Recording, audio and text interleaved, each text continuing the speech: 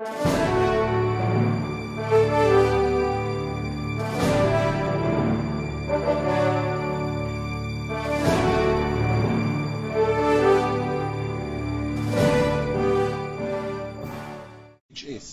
is the registered owner? Based on the records of Fort Bonifacio, the owner of that unit is Mrs. Cristina Corona.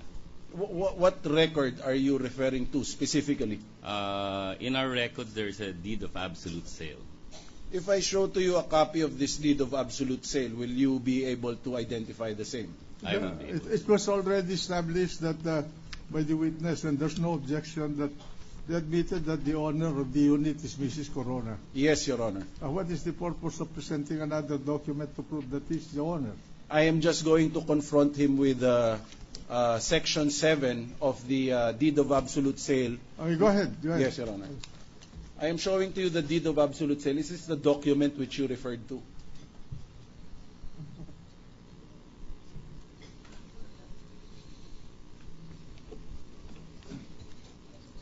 This is the document, sir. The document, Your Honor, has also been marked by the prosecution as Exhibit UU, and we move that it be marked as our Exhibit 243.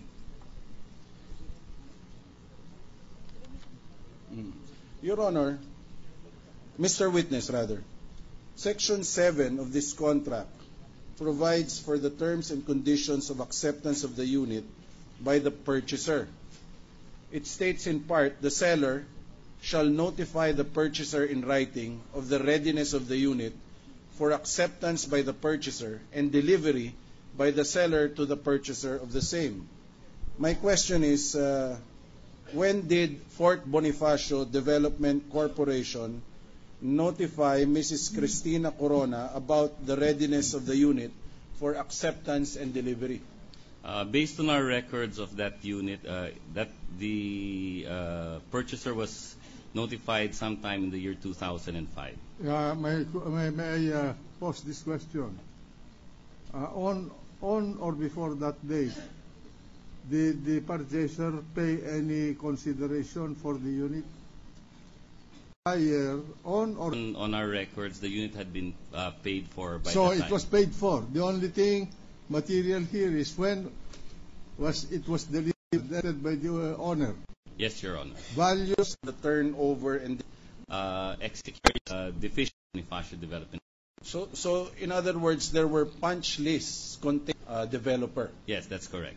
And what was the action taken by Fort Bonifacio Development Corporation regarding these issues on the construction of the unit, as pointed out by Mrs. Cristina Corona in the punch list? Well, this punch list FBDC, part of that appeared because of items as a part of our after-sale service. Yeah, the repairs per time we would repair. What was the response of the corporation? One of the, while she contested whether she, nonetheless, when she was assessed on that unit, corporation. That condominium unit, how much was the total payment for the consideration, the total price of the unit, if you know? If I may refer to the deed of absolute sale.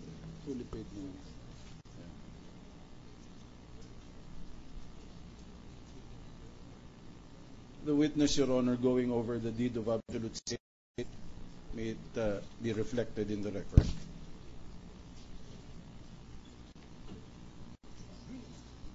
Yes, Your Honor, we request that the 245 document presented and confronted. Would you know the Fort Bonifacio project, which is not in Bonifacio Global City, of Jocelyn U. Villacruz, signature on the top of the name, would you be able to recognize? Yes, prior to the. Are you familiar with the signature? Again, we continued to was assessed that hit the water leaks, and we had to continue. Cannot the prosecution? We're willing to stipulate. decision on the part of the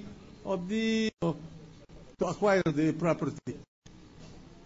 If the prosecuting documents mark, Your Honor, That would be the test of the rest of his testimony Yes, there because were- of defects. because of the continuous repair until the turnover was made.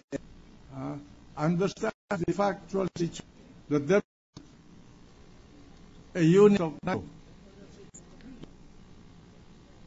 prior to We would so stipulate that, that fact. there will be no more problem. Well, turnover document which dates In saying in the 2010 stipulation, but there's no document proving Whether the asset involved a condo between those periods matter. matter. All We will right. stipulate, Your Honor. Come on.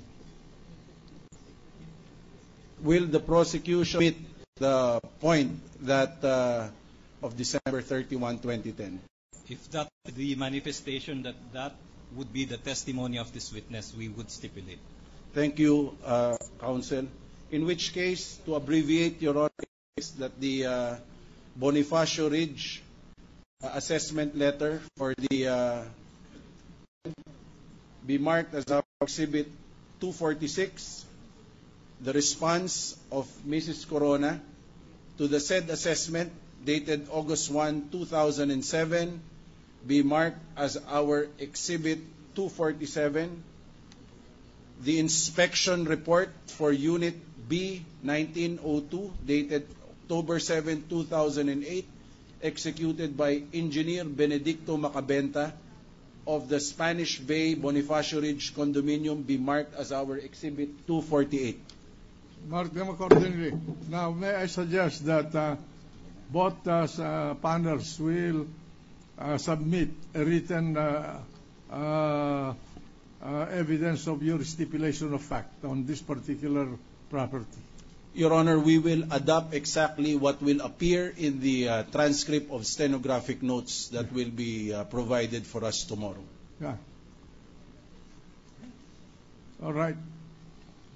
Is that understood, no? Yes, Your Honor. We are talking of assets, liabilities, and net worth. Whether the asset is in kind or cash or in securities or whatnot, tangible or intangible. And it's mandated by the Constitution that assets, liabilities, and net worth must be reported, declared under oath. Okay? Conditions entered into by the parties with regard to the testimony and witness, Your Honor, we move that the witness be discharged. Yes, sir. Discharge.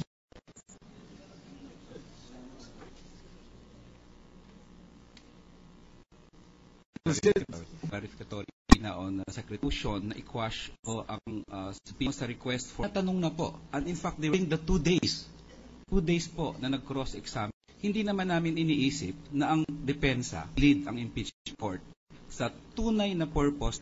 Ngayon po, ang sabi namin, ang korte may discretion na i-deny siyempre ang motion o request for subpoena kung tingin ng korte irrelevant yung testimony, immaterial, o pampahaba lang ng kaso. In fact, may mga subpoena na na-deny ang korte. Katulad nun, may Supreme Court na driver na pumunta dito, willing naman mag-testify. Pero again, grant ng korte ang request sa Supreme Court na hindi sila isubpoena. At may poder ang korte whether or not to grant or to deny the request. Ganon din po sa clerk of court. Willing naman ng clerk of court. In fact, the clerk of court has appeared here previously. Pero ang problema noon, na-verify sa korting ito ang mga personnel ng Korte Suprema. Ngayon po, ang tanong po namin ay, nakita po namin kasi itong sulat ni Secretary De Lima at nagsasabi po the subpoena, the request for subpoena of the... Pero po may sinabi po siya dito. What is the date of the letter? This is 7 po, 2012. Dito, this is, however, without prejudice to the witness stand. This is for the impeachment court to decide or withdraw it. It's for the court to decide. The court has mentioned in so many times that it